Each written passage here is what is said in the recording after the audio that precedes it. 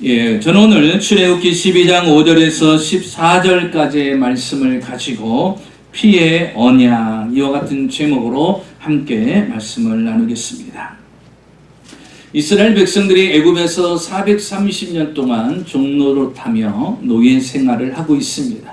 하나님께서 그들의 탄식과 부르짖음을 들으셔서 모세라는 지도자를 세워서 이스라엘 백성들을 이제 노예에서 해방시키려고 모세를 애굽 땅으로 보냅니다. 그리고 그 모세는 바로와 맞서서 이제 이스라엘 백성들을 구원해내는 방법을 시작합니다. 자, 바로 왕은 어떻게 했습니까? 쉽게 이스라엘 백성들을 내놓지 않지요. 430년 동안 이스라엘 백성들을 노예로 부렸습니다. 항상 종으로 부렸습니다. 그런데 갑자기 모세라는 사람이 나타나서 이스라엘 백성들을 데리고 나가겠다라는 거예요. 쉽지 않죠. 계속해서 거부를 합니다. 그의 마음은 더더욱더 강팍하고 이스라엘 백성들을 내어줄 생각이 조금도 없습니다. 그러자 하나님께서 그 강팍한 바로왕의 마음을 녹이기 위해서 이제 재앙을 하나씩 만들어내기 시작합니다. 그래서 첫 번째 재앙부터 시작해서 9번째 재앙에까지 이르게 됩니다. 애굽 땅에는요, 수많은 피해를 입게 됩니다. 자, 그럼에도 불구하고 바로왕은 어떻습니까? 그 강팍한 마음이 녹질 않아요. 재앙이 더해지면 더해질수록 그의 강팍함은 더욱더 강해지기 시작합니다. 그래서 하나님께서 이제 마지막 결단을 내립니다. 바로 오늘 본문에 등장하는 10번째 마지막 재앙을 이 애굽 땅에 내리기로 주님은 결심을 하십니다. 자, 이 10번째 재앙은 무슨 재앙이냐? 바로 생명을 걷어가는 재앙입니다. 각 집의 장자들을 하나님께서 걷어가고 각 가정의 가축의 첫 번째 난 것들, 가장 기름진 가축을 걷어가는 일입니다. 사람이 죽고 사는 일이 마지막 10번째 재앙인 것이죠. 이제 마지막 10번째 재앙을 앞두고 있습니다. 이때 하나님께서 이스라엘 백성들에게 이렇게 명령을 하십니다. 마지막 10번째 재앙은요, 사람이 죽어나가는 거예요. 그 각 집에서 장자가 죽어나가고 가장 기름진 첫 번째 가축들이 죽어나는 거예요. 재산적인 손실이요, 가정에 대가 끊기는 일들이 일어나게 되는 거예요. 죽음의 공포가 그 가정에 찾아오는 것입니다. 자, 이 일이 있기 전에 주님은 이스라엘 백성들에게 이렇게 명령합니다. 너희들은 먼저 어린 양을 잡으라는 것이, 그 어린 양을 잡아가지고 피를 쏟아서 그 피를 담아가지고 너희의 집 밖에서 안으로 들어오는 그 집에 좌우 임방 문설주에 예수의 피, 보혈의 피, 어린 양의 피를 뿌리고 그리고 바르라고 명령을 합니다. 그래서 이스라엘 백성들은요, 이제 어린 양을 잡아가지고 그 피를 담아가지고 나가서 좌우 임방 문설주에 그 어린 양의 피를 뿌리기 시작합니다. 그리고 바르기를 시작합니다. 그들은 이렇게 생각할 것입니다. 아니, 이것을 뿌린다고 해서 사람이 죽지 않고, 이것을 뿌린다고 해서 사람이 죽고, 이런 일들이 일어날까? 거기에 대한 의아심은 분명히 이스라엘 백성들이 가질 겁니다. 그런데 그들이 이렇게 순종하는 것은요, 9가지 재앙을 통해서 하나님의 역사를 보았던 것이죠. 그래서 하나님의 말씀대로 그들은 순종을 합니다. 그리고서 좌우임방 문설주에 어린 양의 피를 뿌리고 바르기 시작합니다. 그리고 난 뒤에 어떤 일이 일어납니까? 이제 그 안에서 죽음의 통곡 소리가 들리고 어떤 가정은 평안함을 유지하는 것을 볼 수가 있습니다. 자, 주님께서 지금 이스라엘 백성들에게 피의 언약을 약속합니다. 어린 양의 피를 가지고 그 좌우임방 문설주에 뿌리게 되면 이 집에는 죽음의 재앙이 임하지 아니할 거라는 것입니다. 피의 약속은 어떻게 됐어요? 피의 언약은 어떻게 했습니까? 정말 주님의 말씀대로 그 집에는, 피를 바른 집에는 죽음이 찾아오지 아니했고, 그 피 바름으로 인해서 바로왕은 항복을 하게 됩니다. 두 손을 들고 이제 너희들은 이 땅에서 떠나가도 좋다. 더 이상 너희들을 붙잡지 않을 테니 이제부터 너희들은 해방이다. 그래서 이스라엘 백성들은요, 430년 만에 이제 노예에서 해방받는 기쁨을 누리게 됩니다. 오늘 이 본문이 바로 그 피의 사건입니다. 우리 주님께서는 이스라엘 백성들에게 피의 언약을 약속하셨어요. 이 피의 언약으로 말미암아 이스라엘 백성들은 새로운 삶을 살게 되었다라는 것입니다. 주님이 오늘 약속하신 이 피의 언약, 오늘날 이 시대를 살아가는 우리와 어떤 연관이 있는가? 오늘 성경을 통해서 함께 은혜를 나누려고 합니다. 첫째로 우리가 먼저 생각할 것은 이 어린 양의 피는 구별의 언약입니다. 구별의 언약. 여러분, 우리 주님께서 이 이스라엘 백성들에게 어린 양을 잡아가지고 피를 좌우임방 문설주에 뿌리라고 한 이유는 무엇입니까? 이 뿌린 집이 있고 뿌리지 않은 집이 있어요. 뿌린 집은 어떤 곳입니까? 이스라엘 백성들이 사는 집이고, 뿌리지 않은 집은 애굽 사람들이 사는 집이에요. 그러니까 이 어린 양의 피는요, 이스라엘과 애굽을 나눕니다. 그리고 이 어린 양의 피는요, 생명과 죽음을 구별합니다. 어린 양의 피를 뿌린 집은요, 생명이 임하지만 뿌리지 않은 집은 죽음을 맞게 되는 것입니다. 그래서 이 피의 언약은요, 반드시 구별의 역사가 일어납니다. 그런데 사실 여러분 보면 피를 뿌리는 게 뭐 대단한 거예요? 간단한 거 아닙니까? 어린 양의 피를 받아가지고 그것을 뿌리는 거 너무나도 간단해요. 그런데 이 말을 듣고 믿고 순종하는 게 쉬운 것은 아니라는 것입니다. 그런데 이스라엘 백성들은 이제 주님이 말씀하신 대로 그 어린 양을 잡아가지고 피를 뿌립니다.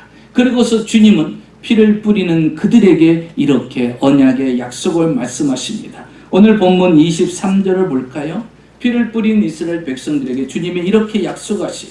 이 피의 언약, 여호와께서 애굽 사람들에게 재앙을 내리려고 지나가실 때에 문 임방과 좌우 문설주의 피를 보시면 여호와께서 그 문을 넘으시고 멸하는 자에게 너희 집에 들어가서 너희를 처치 못하게 하실 것임이라. 주님께서 뭐라고 말씀하시오? 너희들이 어린 양의 피를 좌우임방 문설주에 뿌리고 바르면 하나님께서 이제 10번째 재앙을 내리는 그 시점에 갔을 때, 이제 그 집 앞에 지나갔을 때 어린 양의 피를 바른 그 집은 어떻게 해요? 건너가겠다라는 거예요. 그 집에 들어가서 죽음의 사자가 들어가서 그 집안에 장자를 죽이고 첫 가축을 죽이는 일이 없을 거라는 것입니다. 그러니까 이 말을 믿고 어린 양의 피를 바르면 죽음을 보지 않을 거라는 것입니다. 주님께서 이렇게 구별의 언약을 말씀하셨어요. 여러분, 이것은 무엇입니까? 오늘 본문 23절은요, 바로 복음입니다. 오늘날 복음의 소식이에요. 그 피를 바르기만 하면 죽음을 보지 않는 것입니다. 마찬가지입니다. 여러분, 복음은 무엇입니까? 예수를 믿으면 생명을 얻게 되는 것입니다. 예수를 믿으면 죽음에서 사망에서 생명으로 옮겨지는 것입니다. 성경은 말씀하십니다. 사도행전 16장 31절에 주 예수를 믿으라 그리하면 너와 내 집이 구원을 얻으리라 그러시죠. 여러분, 너무나도 간단해요. 주 예수를 믿으라 그러면 너와 내 집이 구원을 얻는다라는 거예요. 마치 어린 양의 피를 갖다가 좌우임방 문설주에 뿌리는 거와 바르는 거와 같이 너무나도 간단합니다. 주님이 명령한 것을 그대로 받아들이고 피를 뿌렸더니 그 집에 죽음이 찾아왔어요? 죽음이 찾아오지 않았어요. 생명이 찾아왔다라는 것입니다. 여러분, 구원은 간단한 거예요. 예수 그리스도께서 십자가에 죽으셨다라는 것, 나를 위해서 죽으셨다라는 것을, 그것을 믿기만 하면 구원이 이루어지는 것을 믿으시기 바랍니다. 여러분, 구원은 간단한 거예요. 나의 노력과 수고와 도덕과 윤리적으로 착하게 선하게 살아서 얻어지는 것이 아니라는 거예요.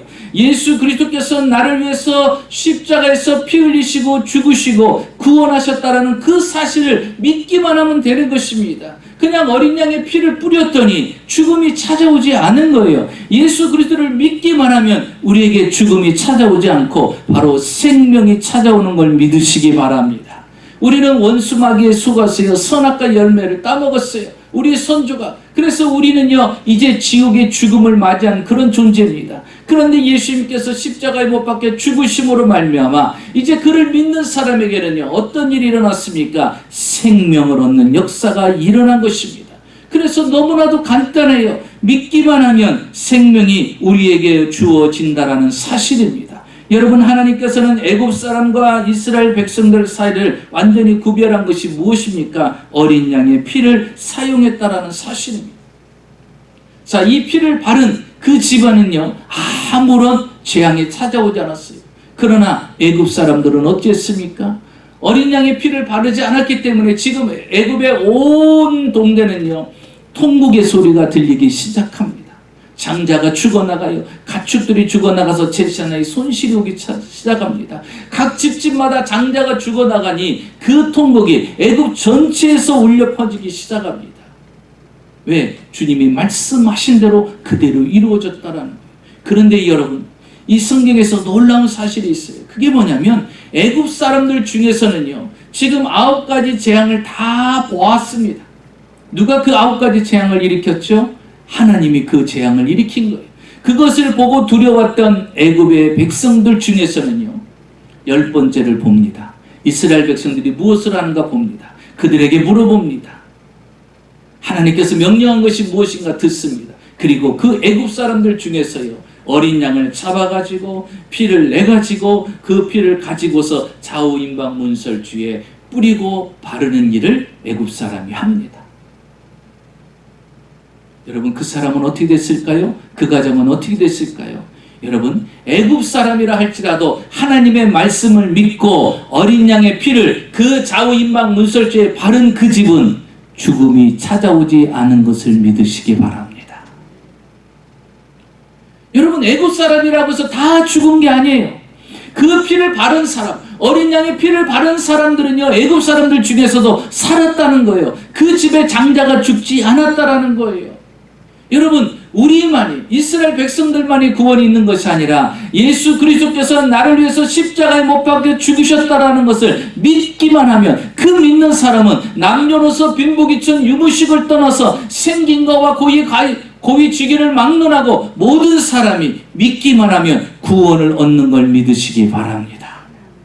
이게 바로 구별의 은혜인 것입니다. 그래서 하나님께서 이스라엘 백성들에게 구원의 길을 활짝 열어주셨어요. 여러분, 오늘 우리가 드리는 이 성찬식이 무엇입니까? 예수님께서 십자가에 죽으셔서 우리를 구원하신 그 피의 복음을 우리가 생각하는 거예요. 성찬할 때마다 그 피 흘려서 나를 구원하신 그 하나님을 기억하며 감사하며 드리는 예식이 바로 성찬식인 것입니다. 예수의 피가 없으면 우리는 구원의 역사가 없는 것이에요. 어린 양의 피를 바르지 않은 사람들은요, 죽음을 맞이했다라는 것이에요. 예수 그리스도의 보혈의 피가 없으면 우리는 죽을 수밖에 없는 존재였다라는 것입니다. 그런데 그 피가 우리를 살린 거예요. 그 어린 양의 피가 그 집에 죽음이 찾아오지 않게 되었다라는 것입니다. 이렇게 피는요, 우리의 삶에 구별된 은혜를 주십니다. 그래서 이제 예수 그리스도를 믿는가 동시에 우리의 삶은 달라지는 거예요. 하나님의 자녀로 살아가는 것입니다.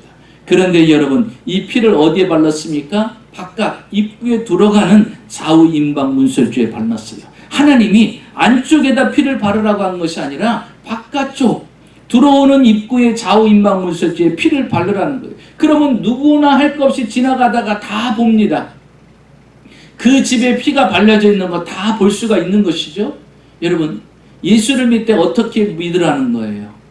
드러내놓고 믿으라는 거예요. 숨어서 믿는 게 아니에요. 여러분, 나는 예수 그리스도의 보혈의 피로 말미암아 구원을 얻은 사람입니다. 그렇죠? 내 속에는 뭐가 흘러요? 예수 그리스도의 보혈의 구원의 피가 흐르는 존재예요. 여러분, 우리는 숨어서 예수 믿는 사람이 안 돼요. 마치 어떤 분은요, 007 성도가 있어요. 아무도 몰라. 죽는 날까지 그분이 교회 다녔는지 몰라. 그분이 성도였는지도 몰라. 제가 목회하면서 보니까요, 한국은 아파트, 거의 아파트 문화잖아요. 앞집 분이 전도대 갖고 온 거예요. 그래서 그 동에 있는 구역장님을 모셨어요. 구역장님이 여기 새로 오신 분이 왔다고. 그랬더니 구역장님 보는 거예요. 우리 집 앞인데? 앞집인 거예요, 호수가. 근데 한 번도 못 본 거예요. 전도도 안 했고, 뭐 나눠주지도 않았고, 그러니까 얼굴도 못 봤는가 봐요. 그분이 그러는 거예요. 자기는 봤대요. 일요일마다 교회 나가는 모습을 봤다는 거예요. 그런데 이 교회 다닐 줄은 몰랐다는 거죠. 그래서 둘이 놀래요. 서로. 이분이 교회 다녔구나. 이분이 이 교회 다닐 줄 몰랐구나. 여러분, 우리는 그리스도인인 것을 여러분 창피하게 생각하면 안 돼요. 숨겨서는 안 돼요. 여러분, 예수 그리스도를 믿는 것, 내 안에 그리스도의 보혈의 피가 발라진 것은요, 영광스럽게 드러내야 되는 거예요. 네? 영광스럽게 드러내는 거예요. 숨는 게 아니에요. 부끄러운 게 아니에요. 수치가 아니에요. 이건 영광스럽게 하나님의 자녀로 선택받았다는 거 아닙니까? 사랑하는 성도 여러분, 여러분의 가정의 입구에 예수 그리스도의 보혈의 피를 바르십시오. 여러분 자신에게 피를 바르십시오. 나는 그리스도로 말미암아, 그리스도의 보혈로 말미암아 구원받은 하나님의 선택받은 자녀라는 사실을 모든 사람에게 드러내놓고 믿어야 됩니다. 하나님은 이러한 사람을 기뻐하셔요. 하나님을 부끄럽게 여기는 자를 주님은 기뻐하지 않습니다. 네가 나를 많은 사람 앞에 시인하면 나도 너희를 시인할 것이요, 네가 많은 사람 앞에 나를 부인하면 나도 너희를 부인할 것이라 말씀하지 않았습니까? 두 번째로 오늘 이 본문을 통해서 피를 통하여 우리에게 약속하시는 것은 바로 피는 능력의 언약, 능력의 약속이라는 것입니다. 자, 지금 이스라엘 백성들에게 있어서 이 애굽 땅의 10번째 재앙은 무엇입니까? 9번째 재앙과는요 완전히 달라요. 이 10번째 재앙은요 죽음이 찾아오는 것입니다. 죽음이 찾아오는 것이에요. 그런데 이 죽음은요 어느 누구도 막을 수 없다라는 거예요.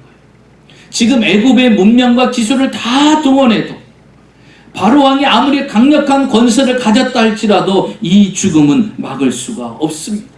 여러분, 인류의 가장 큰 저주가 무엇일까요? 죽음이에요. 죽음이 왜 왔습니까? 선악과 열매를 따먹음으로 말미암아 그 죄의 대가로 죽음이 우리 가운데 찾아온 것입니다.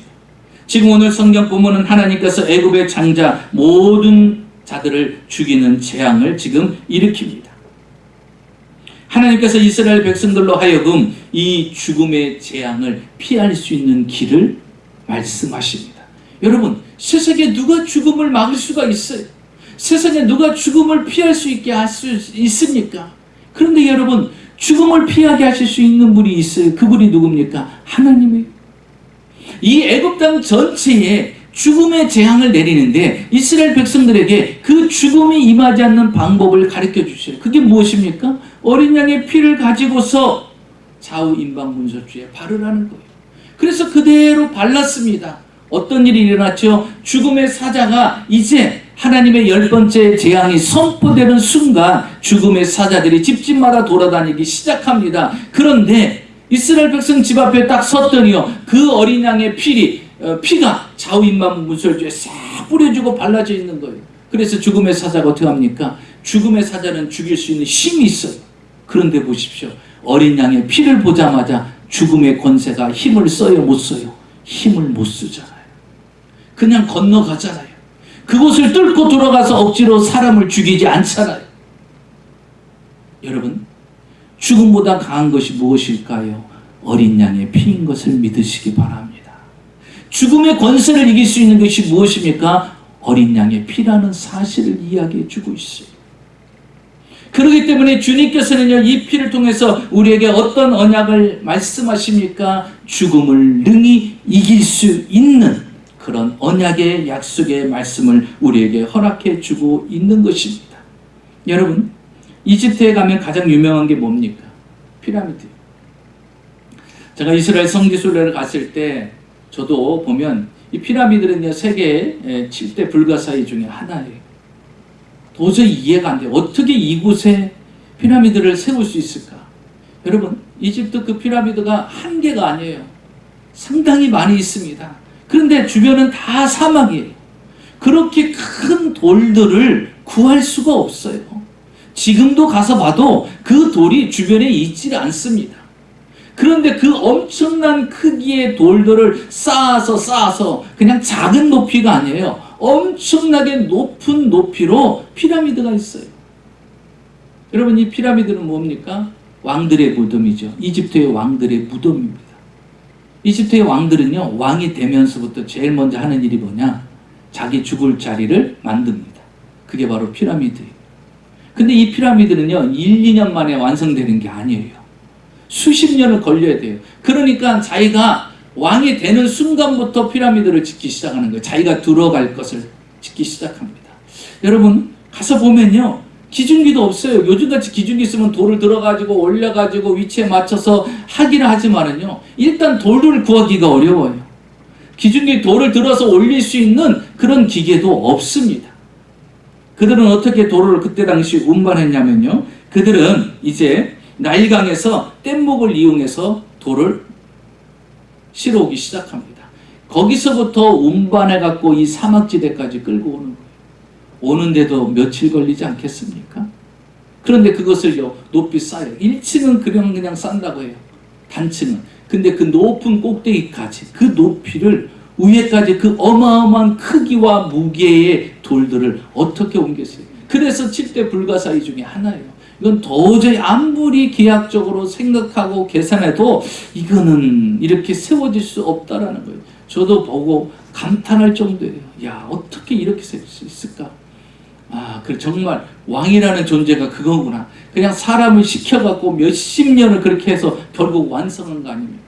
그런데 여러분, 이 피라미드는 우리에게 무엇을 이야기해 줍니까? 권세 있는 이집트 왕이라 할지라도 죽음을 막을 수는 없다라는 거예요. 죽음을 피할 수는 없다라는 거예요. 그러니까 내가 지금 왕으로 건재하게 있지만 나도 언젠가는 죽음을 맞이할 수 있다라는 거예요. 그래서요, 왕이 되는 순간부터요, 죽을 준비를 하고 있는 거예요. 왕이 되는 순간부터요, 자기가 죽을 자리를 만들어놔야 편하죠. 어떤 분이 그래요. 목사님, 저는 죽어도 여한이 없어요. 그래요. 그래서 저는 믿음이 좋으시구나. 죽어도 여한이 없다고 하시니. 그랬더니 물어보니까 왜요? 그랬더니 제가 들어갈 묘자리를 사놨거든요. 묘자리를 사놔서 죽어도 여한이 없대. 편안하대. 묘자리 있는 게 이렇게 평안함을 주는가. 그렇게 생각을 했어요. 묘자리 사놔서 나는 들어갈 곳이 있어서 편한데, 여러분이 죽은 뒤에 어떻게 장례치를 줄지 어떻게 알아요? 죽은 사람이 알 수 있겠어요? 모르죠?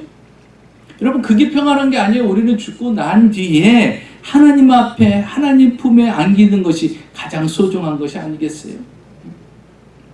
자, 지금 이스라엘 백성들 어느 누구도 죽음을 막을 수 없어요. 애굽 사람들도, 심지어 여러분 보세요. 그 바로 왕도요, 자신의 아들이 죽어나갑니다. 자신의 아들이 죽어나가요. 그래서 결국 어떻게 합니까? 그가 손을 들 수밖에 없어요. 손을 들 수밖에 없는 것입니다. 쇼펜하우어가 이런 말을 했어요. 세 가지의 문제를 인생들에게 던져줬습니다. 인생아, 너는 어디서 왔느냐? 인생아, 너는 무엇을 하느냐? 인생아, 너는 어디로 가느냐? 이 세 가지의 질문에 답하기가 첫 번째, 둘째는 쉽지 않지만, 세 번째, 인생아, 너는 어디로 가느냐? 이건 답할 수가 있어요. 어디로 갑니까? 죽음으로 가는 거예요. 여러분, 하루하루 사는 게요, 우리는 죽음으로 가는 거예요. 왜? 죽음은 아무도 피할 수 없기 때문인 것입니다. 그래서 성경에도 이렇게 말씀하셨어요. 히브리서 9장 27절에 한 번 죽는 것은 사람에게 정한 것이요, 그 후에는 심판이 있으리라. 마태복음 25장 46절에 저희는 영벌에, 의인은 영생에 들어가리라 하시니라. 여러분, 이스라엘 백성들은요, 좌우임방의 어린 양의 피를 뿌림으로 인하여서 어떻게 됐어요? 죽음을 맛보지 않았다라는 거예요. 여러분, 우리가 예수 그리스도의 보혈로 말미암아 우리는 죽음을 맛보지 않는 사람들입니다. 우리가 이 땅에서 죽고 이 땅에서 사라진다 할지라도 주님께서 십자가에 죽으셔서 3일 만에 우리에게 무엇을 보여줬습니까? 부활하셨어요. 영생의 소망을 우리에게 주셨다라는 것입니다. 그러니까 여러분, 우리는 죽음으로 끝나는 것이 아니라 무엇입니까? 영생과 부활이 있음을 믿으시기 바랍니다. 그래서요, 죽을 몸이 죽지 않을 몸으로, 썩을 몸이 썩지 아니할 몸으로 바뀌어지는 거예요. 예수님의 부활의 형체로 우리는 바뀌어지는 것입니다. 그래서 예수 그리스도의 보혈의 피가 있는 사람은요, 죽음을 맛보지 않는다라는 거예요. 새로운 생명, 영생의 삶을 살아가게 된다라는 것이에요. 지금 여러분, 이 피가 이스라엘 백성들은 살리고 이 피가 그 애굽의 사람들은 죽음으로 이끌어갔다라는 거예요. 그래서 여러분, 예수를 믿으면 영생을 하지만 예수를 믿지 아니하면 영생할 수 없이 애굽 사람처럼 영원한 형벌의 죽음을 맞이하게 된다라는 사실입니다. 그래서 여러분, 이 어린 양의 피는요, 우리에게 무엇을 가져다 줍니까? 바로 죽음을 초월하는 삶을 살 수가 있다라는 거예요. 그래서 예수 믿는 사람은요, 죽음을 두려워하지 않습니다. 죽음에 대해서 걱정하지 않습니다. 왜? 죽음은 누구나 할 것 없이 다 찾아오는 거예요. 그런데 죽은 뒤에는 우리에게 부활과 영생의 소망이 있다라는 것입니다. 그것이 바로 우리 주님이 우리에게 주시는 이 피의 능력인 것입니다. 텍사스주에 가면 반석교회가 있는데요. 레린이라는 목사님이십니다. 이분은 39살에 귀가 갑자기 안 들립니다. 그래서 병원에 갔어요. 병원에 가서 이제 치료를 받으려고 갔습니다. 그런데 그날 밤 2시쯤에 사람의 소리는 안 들려도 하나님의 음성이 들립니다. 주님께서 그에게 이렇게 말씀하십니다. 너는 나가서 복음을 전하라. 그러면 내가 너의 귀를 고쳐주리라. 그런데 이 리 목사님은요, 하나님 앞에 이렇게 기도할 때, 하나님 고쳐주세요. 그러면 제가 나가서 복음을 전하겠나이다. 그런데 주님은 또 말씀하시네요. 아니, 네가 복음을 전해라. 그러면 내가 너의 귀를 고쳐주라. 밤새도록 이걸 가지고요, 주님이랑 실갱이를 하는 거예요. 실갱이를 해요.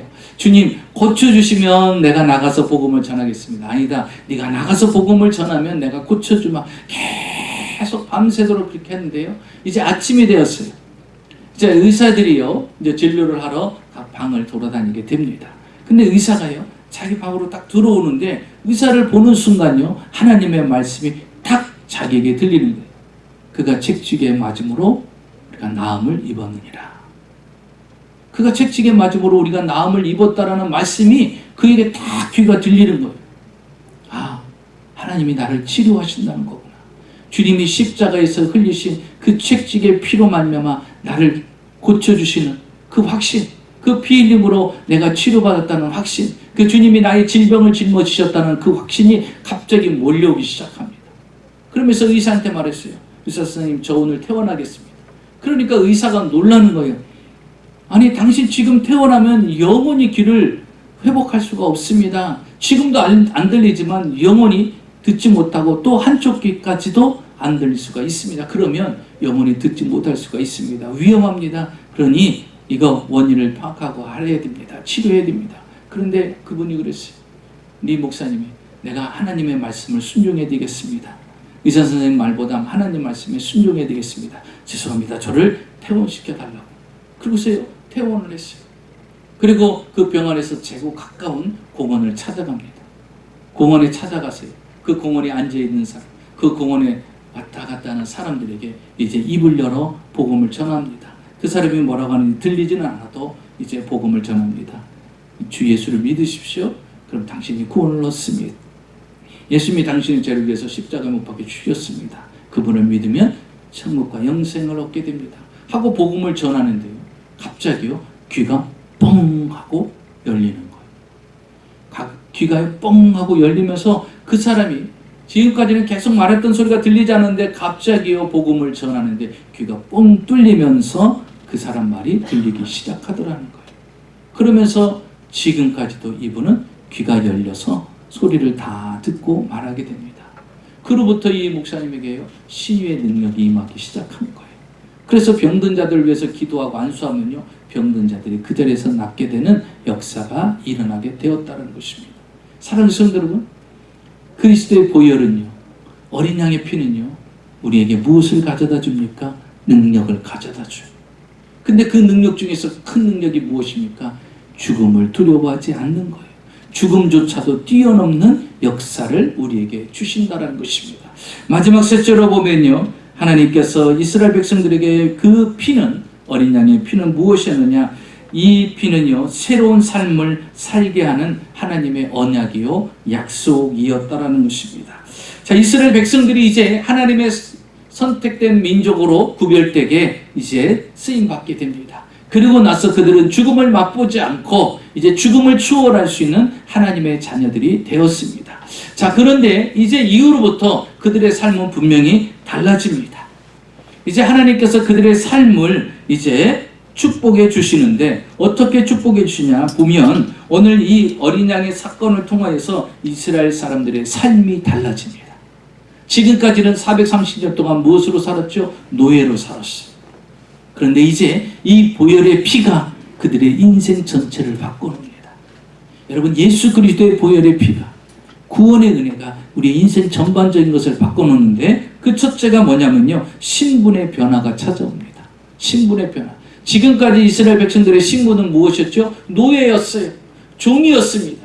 그런데 이제 이 보혈의 사건을 통해서, 왜? 바로왕이 손을 들었어요. 자기 아들이 자기 앞에서 큰 아들이 죽어나가는 걸 보니 더 이상 항복하지 않고서는요, 엄청난 더 큰 피해가 올 거라고 생각한 거예요. 내 아들이 내 앞에서 지금 죽어나가는 걸 보는데 왕이 고집 부릴 수 있습니까? 이제 손을 들읍니다. 항복을 합니다. 자, 내가 선포한다. 이 땅에 있는 이스라엘 백성들 다 빨리 하루속히 다 나가라는 거예요. 선포하는 거예요. 지금 당장 나가라. 아주 쳐다보기도 싫다. 또 어떤 재앙이 찾아오기 전에, 더 큰 재앙이 찾아오기 전에 너희들 다 나가라는 거예요. 그래서 항복합니다. 손을 들었어요. 바로 왕이. 자, 이제요, 이 어린 양의 피가 어떤 일을 만들어 놓습니까? 노예의 삶을 청산하게 만듭니다. 이제 그들은요, 하나님의 백성이 된 겁니다. 여러분, 예수 그리스도의 보혈의 피는요, 우리로 하여금 마귀의 자녀였다가 하나님의 자녀로 바뀌어지게 만드는 걸 믿으시기 바랍니다. 그래서 예수 그리스도의 보혈의 피를 믿으면요, 이제 더 이상 우리는 마귀의 자녀가 아니에요. 마귀의 노예가 아닙니다. 하나님의 자녀로서 우리의 신분이 달라지는 거예요. 하나님의 보호함을 받는 거예요. 이제는요, 애굽 왕에 의해서 노예로 끌려다니는 인생이 아닙니다. 우리는 이제 하나님과 동행하는 자인 것을 믿으시기 바랍니다. 신분이 달라졌어요. 또 무엇이 달라졌습니까? 신관이 달라졌어요. 이들에게요, 새로운 그리스도의 문화가 생긴 거예요. 하나님의 문화가 생겼어요. 오늘 본문 14절을 보겠습니다. 너희는 이 날을 기념하여 여호와의 절기를 삼아 영원한 규례로 제대로 지킬지니라. 이스라엘 백성들에게는요, 지금까지 절기가 없어요. 하나님의 문화가 없었어요. 왜? 노예로 430년 동안 살았던 사람이 무슨 절기가 있어요? 무슨 행사가 있어요? 무슨 크리스찬의 문화가 있어요? 그리스도의 문화가 있어요? 아무 문화도 없어요. 그런데 이제 그들에게요, 절기가 하나 생긴 거예요. 무슨 절기? 자신들을 노예에서 해방시켜 주시고 하나님의 자녀로 삼아준 유월절이라는 이 절기, 사망에서 우리를 생명으로 건져주신 이 절기가 생긴 것입니다. 그래서 주님이 말씀하시죠. 이제 이 날을 기념하라는 거예요. 이스라엘 백성들에게 처음으로 지킬 기념이 생긴 거예요. 절기가 생긴 거예요. 그래서 여러분, 우리가 예수 그리스도의 보혈로 말미암아 구원을 받고 하나님의 자녀가 되면요, 우리의 문화가 바뀌어집니다. 예수 믿기 전에는요, 세상의 문화에 따라 살았어요. 세상의 향락에 따라 살았어요. 세상의 절기를 마치면서 살았습니다. 그리고 세상의 절기를 따라다녔어요. 그런데 우리는 예수를 믿는과 동시에 이제는 새로운 문화가 우리에게 찾아옵니다. 주일날 되면요, 이전에는요, 예수를 믿기 전에는 어떻게 했어요? 낚시하러 가고 골프 치러 가고 내 취미 생활을 하고 내 시간을 가졌어요. 그런데 이제 예수님을 영접한 순간부터 그리스도의 절기가 찾아오는 거예요. 그리스도의 문화가 찾아오는 거예요. 그래서 주일날 되면요, 나를 위해 죽으시고 나를 위해서 구원하신 그 주님 앞에 예배자로 교회를 찾아오게 되는 거예요. 교회 와서 하나님 앞에 예배자의 자세로서 하나님 앞에 신령과 진정으로 예배를 드리는 이제 새로운 절기가 생긴 겁니다. 그래서 주일날은요, 세상을 향해서 나가는 것이 아니라 이제는 교회를 향해서 예배를 드리기 위해서 나옵니다.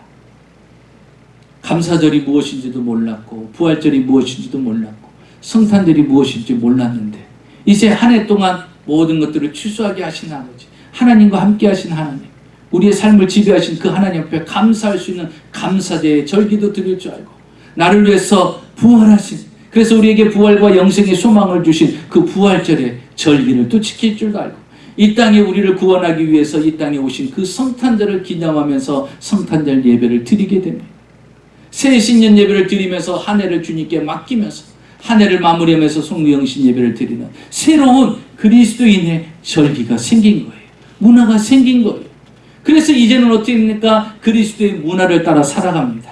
그리스도의 절기를 지키면서 살아가는 거예요. 자, 이스라엘 백성들에게요, 새로운 절기가 생긴 거예요. 새로운 그리스도의 문화가 생긴 거예요. 새롭게 하나님을 섬기는 절기들이 하나씩 생기기 시작합니다. 무엇이 달라졌어요? 하나님을 섬기는 삶으로 신관이 달라졌습니다. 또 보니까요, 시간관이 달라졌습니다. 오늘 2절을 보십시오. 그의 삶의 기준점이 달라졌어요.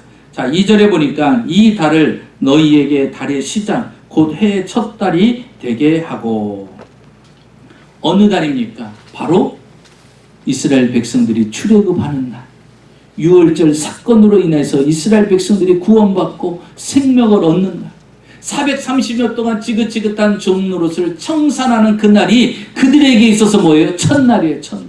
새롭게 태어난 날, 새롭게 피조물이 된 날, 새롭게 하나님의 자녀가 된 날, 새롭게 구원받은 날, 새롭게 교회에 와서 하나님 앞에 내가 예수 그리스도를 믿나이다 하고 등록한 그날이 무엇이에요? 바로 새로운 날. 그래서 주님이 뭐라고 말합니까? 이 달을 너희의 달의 시작, 곧 해의 첫 달로 시작하라는 거예요. 여러분, 우리가 세상에 살다가 예수 믿은 그 순간, 구원받은 그날이 여러분의 인생의 시작인 것을 믿으시기 바랍니다. 세상의 나이가 내 전부를 이야기하는 것이 아니라 내가 예수를 믿는 그 순간부터가 진짜 나이라는 거예요.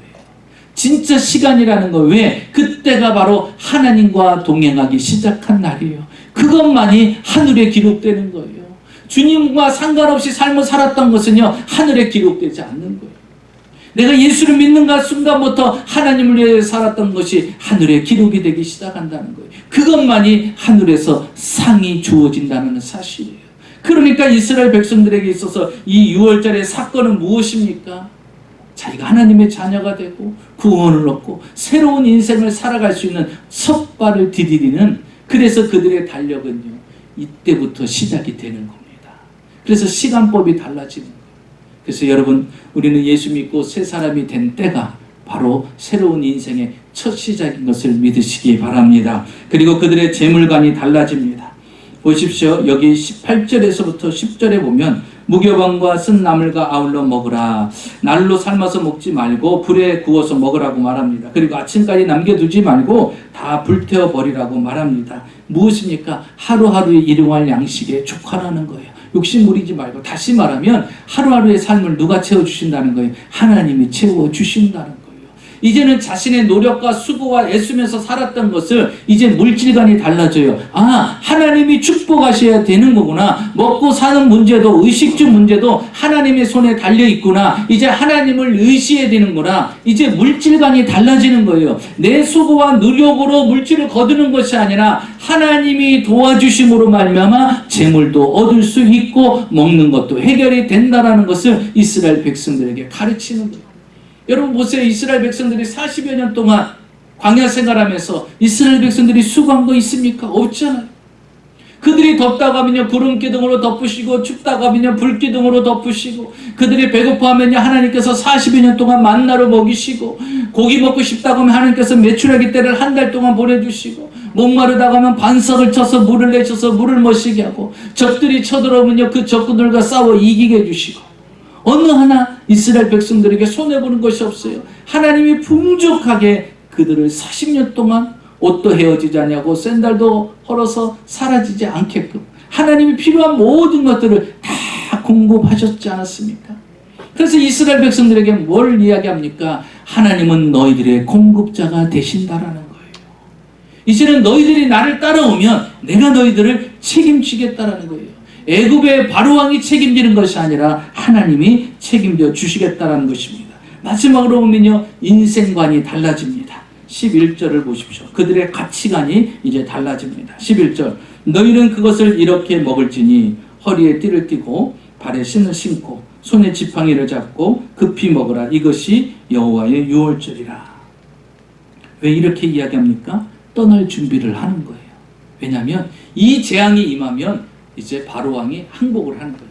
언제 항복할지 몰라요. 그 아들이 죽고 나서 충격이 빠져서 이제 언제, 자, 이스라엘 백성들 더 이상 이곳에 있지 마라. 빨리 지금 나가라. 안 나가는 사람들은 잡겠다라고 선포를 하면 어떻게 하겠어요?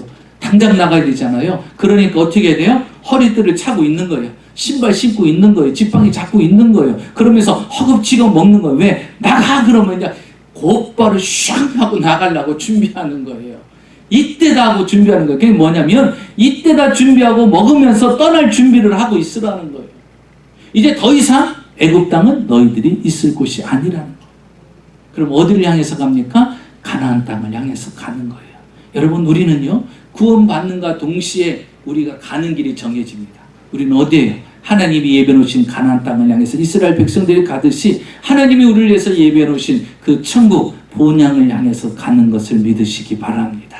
그래서 우리는 지체할 필요 없어요. 본향을 향해서 가는 거예요. 하나님이 만들어 놓은 그 가나안 땅, 이 지긋지긋한 애굽 땅을 버리고 이 세상의 것들을 버리고 우리는 하늘의 시민권을 갖고 있는 사람들 아닙니까? 그래서 우리는 나그네 인생을 살아가는 거예요. 우리는 저 천국을 향해서 나가는 것입니다. 이스라엘 백성들에게 너는 이곳이 아니야. 내가 너희들을 위해서 예비한 적과 꿀이르는 가나안 땅이 있어. 너희의 본향은 그곳을 향해서 가야 된다. 이스라엘 백성들은요, 큰 기대를 가지면서 이제 그 본향을 향해서 나가게 됩니다. 그들의 가치관이 달라졌어요. 그들이 가야 될 곳이 어딘지 알게 된 것입니다. 여러분, 예수를 믿게 되면요, 구원의 확신을 갖게 되면요, 우리가 어디로 가야 되는지를 알아요. 여러분, 우리가 갈 곳이 어디입니까? 하나님이 예비하신 천국인 것이요. 그 본향을 향해서 우리는 오늘도 달려가는 사람들입니다. 그래서 여러분, 이 보혈의 피의 능력을 우리가 과소평가해서는 안 돼요. 그리고 우리는 이 예수 그리스도의 보혈의 피를요, 낭비해서도 안 됩니다. 왜냐하면 이 피는요, 우리를 구별해 줍니다. 하나님의 자녀와 하나님의 자녀가 아닌 것. 예수 그리스도의 십자가의 보혈의 피를 믿는 사람은 하나님의 자녀가 되는 것이고, 그렇지 않은 사람은 하나님의 자녀가 되지 않는 거예요. 여기는 또요, 사망이 있고 생명이 있어요. 예수 그리스도를 믿는 사람은 생명을 얻는 것이고, 믿지 않는 사람은 죽음을 맞이하는 거예요. 그리고 예수 그리스도의 보혈의 피는요, 우리의 모든 신분과 가치관과 우리의 미래까지도 다 바꿔놓습니다. 그래서 여러분, 우리는 날마다 예수 그리스도의 보혈의 피를 여러분의 가정에 뿌려야 됩니다. 그래서 여러분, 아침에 출근하고 나올 때요, 정신없이 나오는 게 아니라 딱 나오면서요, 여러분 이런 의식을 행해야 돼요. 주여, 오늘도 예수 그리스도의 보혈의 피를 내 좌우, 우리 집의 좌우 임방 문설주에 뿌리고 바릅니다. 이 가정을 지켜주시고 이 가정에 임할 재앙은 다 유월절 건너가게 하여 주시옵소서. 하나님의 축복만이 머무르는 가정이 되게 하시옵소서. 여러분, 자신에게도 피를 뿌리는 거예요. 주여, 오늘도 내 인생에, 내 자녀에게 예수 그리스도의 보혈의 피를 뿌립니다. 바릅니다. 그래서 내게 찾아오는 모든 재앙과 저주가 다 건너가게 하여 주시옵시고, 하나님의 색다른 은혜의 축복만이 내게 머무르게 하여 주시옵소서. 여러분, 예수 그리스도의 보혈의 피는요, 능력이 있어요. 제가 시골에서 목회를 할 때 어느 분이 저를 찾아왔어요. 자기는 너무나도 고통스러운 삶을 하루하루 보내고 있대요. 이분은 권사님이에요. 다른 교회 권사님이고, 남편은 그 교회의 재정부를 맡아서 섬기는 분이에요. 그러니까 교회에 충성된 일꾼이죠. 자, 그런데요, 이 부인 권사님께서 어디 기도원을 갔다가 그만 귀신이 들린 거예요. 귀신이 들려가지고요, 멀쩡하게 봉사하고 헌신하던 이분이, 남편이 보니까 이상한 거예요. 기도원 갔다 왔는데 갑자기요, 막 쌀을 씻다 말고요, 막 뛰쳐나가. 그 남편이 놀래가지고 뒤쫓아가요. 그럼 가보면요, 남의 집 분이 아파트에 살고 계셨는데 아파트 앞에 쓰레기통을 막 뒤져요. 그러더니 거기서요, 지갑을 찾아내. 그 지갑을 갖고 오는 거예요. 당신 이게 뭐냐고. 그랬더니 나한테 가르쳐줬어. 몇 동 아파트 쓰레기통을 뒤지면 지갑이 있다고 그래서 내가 지갑 찾으러 온 거예요. 정말 귀신이 곡할처럼 귀신처럼 찾아내요. 그러니까 그 지갑을 찾은 거예요. 그래서 남편이 그걸 보고서 그 신분증이 있더래요. 그래서 연락했고 줬대요. 그분들이 더 놀래더래요. 이걸 어디서 지금 우리가 찾고 있는데 어디 차마 쓰레기통에 뒤져서 나왔다고는 얘기 못하고 그 바닥에 보니까 떨어져서 주워갖고서 가지고 왔다고 남편이 그랬대요. 어느 날은요, 부인이 아침에 일어나더니요, 갑자기 새벽에 일어난 거예요. 일어나더니 잠옷바람에요, 밖에 뛰쳐나가는 거예요. 남편 옆에 자다가 깜짝 놀랐고 뛰쳐나가요. 여인이 갑자기 잠옷바람에 뛰쳐나가니 그 새벽에 나가더니요, 자신의 아파트를 막 돌기 시작하는 거예요. 정신없이 돌아요. 붙잡았고, 여보 왜 그래 또 무슨 소리를 들은 거야. 그랬더니 자기에게 그러더래요. 귀신이, 야, 나가갖고 아파트 10바퀴 돌아 그러더래요. 그래갖고요, 10바퀴를 돌고 있는 거예요.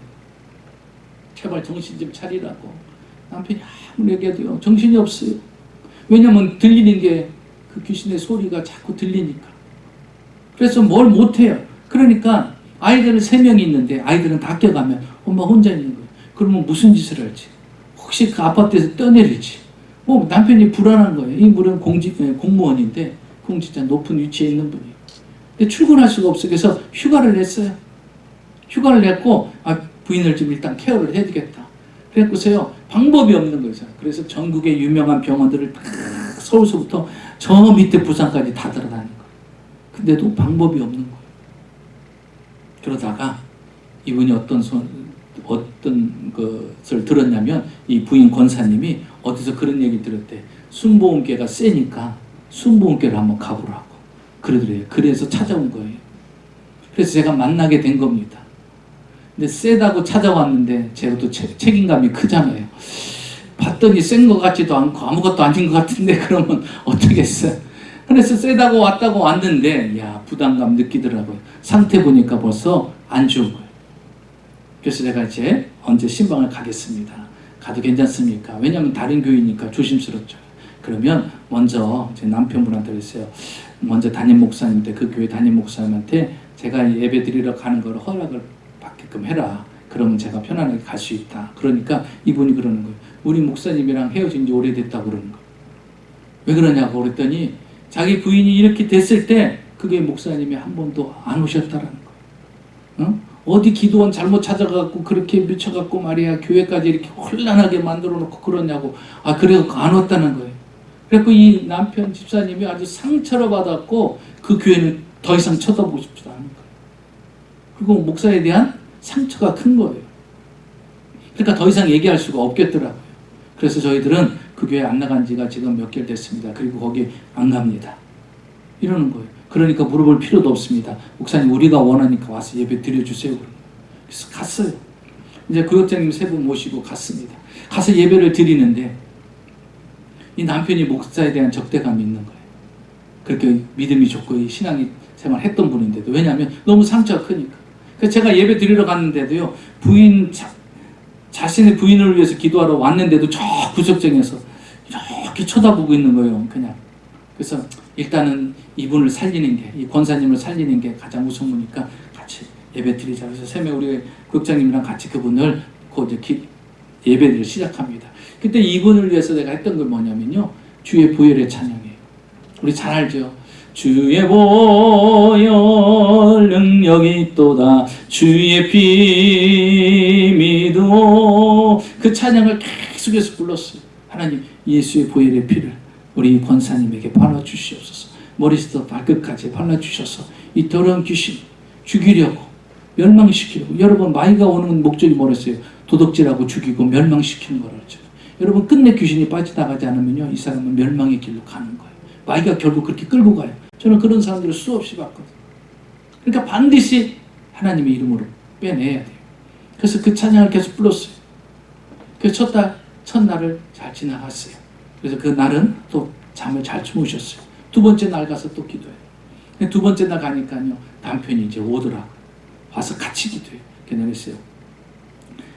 상처받은 건 둘째고 지금 이 부인 권사님을 살리는 게 목적이다. 하나님 믿으시지 않냐고. 하나님 살아계신 거 믿지 않냐고. 예, 믿습니다. 그럼 기도하시라고. 하나님이 이렇게 우리 애가 만나게 한 것도 하나님의 뜻이 있으니 우리 기도하자고.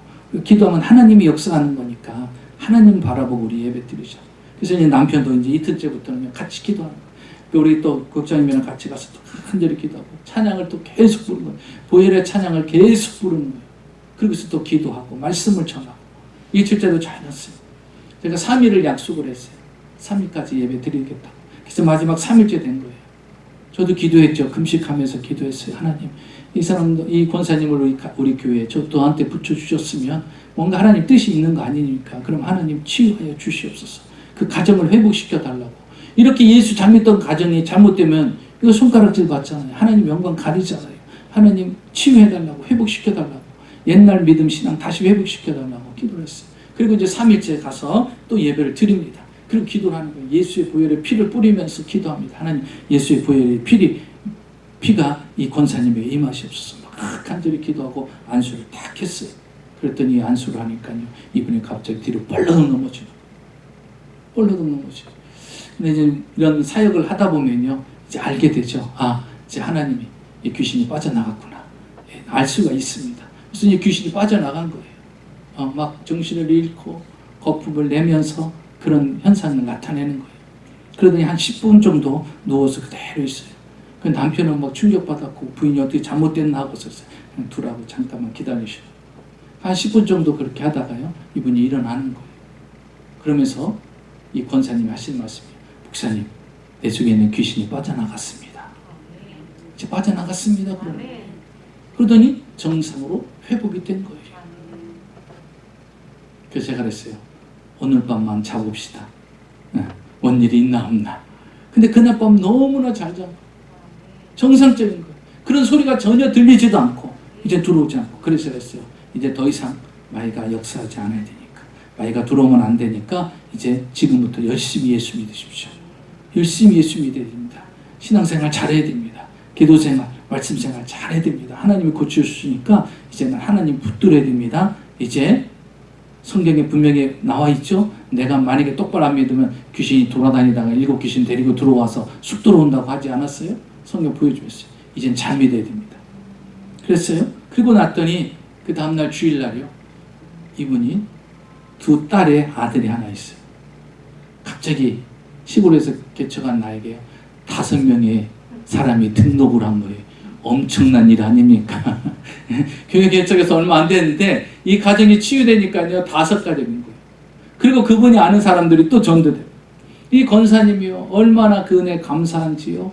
토요일만 되면요, 와갖고서 강대선을 다 닦고 교회 청소 다 하고, 그 시골이니까 장날 되니까요, 토요일 가서 반찬 다 사가지고 와서요, 주일날 먹을 거 음식 다 만들어 놓고요, 이분이 계속 혼자서 그걸 다 하는 거예요.